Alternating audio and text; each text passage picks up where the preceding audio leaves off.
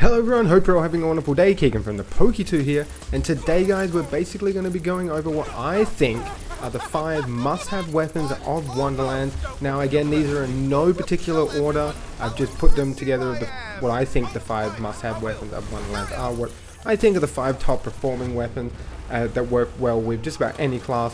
But let's not muck around, let's jump right into the video. The first one on the list is obviously the Nightshade SMG. It is an absolute banger of an SMG, just absolute melts everything in your path. It's got great fire rate, it's got fantastic damage, especially when you take the Frost variant because it's got that ×4 projectiles, so you got more projectiles shooting out, equals more damage. This SMG works really well with just about any class. Obviously I'm running on screen here, I'm running my Frost Shot build, which is like a Frost spell shot. It shreds really hard on this kind of build, but I just know most other builds can take advantage of the Nightshade. Now, where to get the Nightshade? Basically, there's no designated drop for the Nightshade. Just basically go to the Chaos Chamber, do the DLC runs, and chuck your souls in either the Wheel of Fate or the Bath Bunnies, and you'll eventually get it. I think you're going to have more luck with the Chaos Chamber, obviously because they have the SMG Bath Bunnies. But the Wheel of Fate's kind of not bad now. If you guys do have the DLCs, I would highly recommend going and checking out the Wheel of Fate. It is pretty cracked now. Moving on to number 2, and that is going to be the Pixie Pistol, the fear not of the champions. Now, this thing obviously scales off spell damage, so for all your spell shot builds, this thing claps very effing hard. Like, it is so good, it's not funny. I know it's a bit of a controversial weapon because a lot of it's kind of pointless. You're just throwing out companions, you're not even shooting, they just do all the damage for you. As you can see right now, everything is just blowing up, it's all dead, gone like 12 seconds on the obelisk there, that does not matter. Where to get the Pixie Pistol? Basically, again, you want to go to the Bath Bunnies or the Wheel of Fate, and you just want to try your luck until you get the Pixie Pistol. Obviously running Chaos Chambers. Again, I don't think the Pixie Pistols have a designated drop source. They can drop from anywhere, it's a world drop. So you just got to get lucky, cross your fingers, cross your toes, and hope that you get the Pixie Pistol, because regardless of what anyone says, it is very strong. Now, number 3 on my list has to be the Sword Explosion. Now, this thing is so strong right now. It got a buff of a couple of weeks ago, I'm not sure where, I can't remember how long ago, but it did receive a massive buff. It was already pretty decent before, but now with the buff, it is just so strong. You always want to put this thing with sticky on, because when you do stick the enemies with the sword, they increase damage by 30%, and that stacks. So the more you keep shooting the enemies with swords and stick them, eventually when they blow up, it's going to do big damage. As you can see right now, I'm just basically pumping all enemies full of the sword, and then they just die in one shot. Obviously, it works insanely well with every build because it comes in all elements. I'm running an ice one right now. Again, you're probably going to want to have the one that has ×3 on it. I am aware that I'm pretty sure that is the best version of the Sword Explosion compared to it just having a base damage number.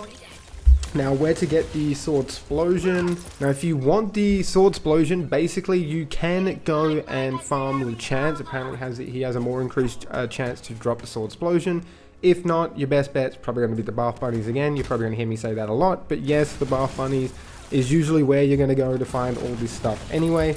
Now, on to the next one, number 4. This is a bit of a weird one that I'm throwing in here, because it is the Thunder Anima. Now, Thunder Anima, most of the ARs just recently got a buff. A small one, very nice, apparently a couple of bugs with some of the ARs as well. Again, the Thunder Anima, I'm pretty sure you can still not enchant it. Correct me if I'm wrong there, maybe you can enchant it now, I'm not 100% sure. It is very good for mobs. This thing will just nuke mobs because it sends chain lightning out everywhere. It's a lot of fun to use. Obviously, I don't have the best build for the Thunder Anima, and I was still having a lot of fun with it. Definitely didn't kill everything like straight away, but it was still a lot of fun to use. It's got a fantastic fire rate. Probably going to be good for those contagion builds because it's shooting off lightning everywhere, and I feel like the status effect applies quite frequently because of how much it just changes between enemies when they're close to each other. This would probably work really well with a good gun build, so like all your Spore Wardens, Stavomancers, your Brr-zerkers and all that kind of stuff. I feel like they could probably utilize this weapon really well. It's not bad, it deserves a place in this list just with how fun it is to use, and it still puts out pretty decent numbers when you want it to. Now, moving on to the last gun on my list, number 5, that has to be the Queen's Cry. Again, it just got a buff by like 22.7% or something like that. It was already very, very strong before the buff, so now that it's received the buff, it's just kind of crazy to me. But hey, we'll take it because the Queen's Cry is definitely going to be on this list because of that now. It is a fantastic gun. Obviously, when you shoot enemies, it rains ice meteorites down from the sky. Now, although that is fantastic and it does an absolute bucket ton of damage, do not stand near the meteorites. They will kill you. They will literally kill you in one shot. That's how strong this gun is. It is great for most builds. I'm currently running this on my frost shot build, so obviously I'm getting a lot of frost bonuses. So it's just a little bit stronger, but I've run this on other builds and it still just performs just as well. It is such a fantastic gun. Hence why it is on this list. Now, where to get the Queen's Cry? If you do want the Queen's Cry, you're gonna have to either do the Bath Bunnies. I know I've said that literally a million times. Or apparently you can get it from Dragon Lord. I think you, or maybe you have to have killed Dragon Lord for it to drop. I'm not 100% sure. Either way, hit those Bath Bunnies, make sure you've killed Dragon Lord, and I think you should be able to get it. I think you can even get it from Dragon Lord himself, but I'm not sure. Correct me if I'm wrong there. I'm pretty sure it just comes from anywhere. And you can farm Dragon Lord if you want to get this, but I mean, no one's gonna effing do that because it's such an annoying boss fight. That is basically it for the five must-have weapons for Wonderland. I am going to throw some honorable mentions out there because there is a few other weapons that they aren't exactly the best because I feel like they're more class dependent depending on what build and stuff you're running, but they're still really, really fun to use. We're going to go to the Brawler's Breath, probably a weapon you guys don't really use very often. I did get it dropped in like Chaotic or Volatile, and I completely forgot about the gun myself. So it's kind of like the cheaper version of the Nightshade. It works the same way as the Nightshade, except the projectiles are like, don't actually go directly at the target. You got to aim down a bit. They're like it's got a weird fire pattern. But obviously you can throw it and it like sends out massive ice spikes everywhere. It's just a really fun weapon to use. I got to give an honorable mention to the Encapsulator. It is a Torg purple AR. You can get it in basically every element, which is always super, super nice, which makes it work with a lot of builds. Basically you stick enemies and you're going to get increased damage, and when you shoot the enemies with the crossbolt, they must have like TNT on them.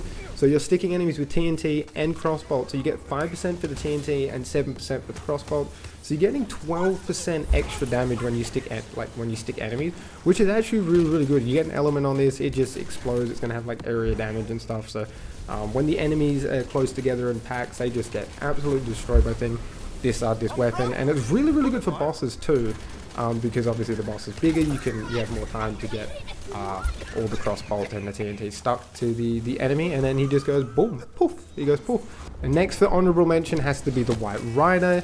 This thing is just so strong. Again, it got another buff. You can have this on dual beam, single beam. I like using it on dual beam. Obviously it's stronger on single beam, but obviously the dual beam like split between all the enemies. I'm trying to build a Greyborn Contagion build. That is the clip you are currently seeing right now.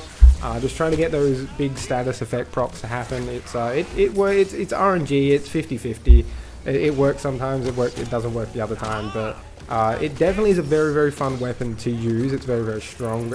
Works really, really well with a lot of other builds. Last but not least, I got to go with the live wire. The live wire is just it's got such a cool niche use. It is a fantastic weapon. You shoot people, it chains lightning everywhere, and then you can melee people while you have the live wire like out, and it also chains lightning enemies as well, which is just awesome for those melee builds because now you're meleeing enemies and you just see all the lightning just spreads everywhere. It's actually a really, really cool thing to watch. But yeah, again, I'm trying to use this for a contagion build. But yeah, your melee builds are really going to benefit off this as well. But yeah, do not sleep on the live wire. It's actually a really, really fun gun to use. High fire rate, a little bit more high fire rate than the White Rider. But I like using the White Rider for contagion build because it just has that higher contagion dot. That is basically it from me, guys. Thank you so much. If this video did help you out, could you please leave a like? It greatly helps the channel out. And I will see you guys next time. Take care of yourself. Stay safe. Peace out.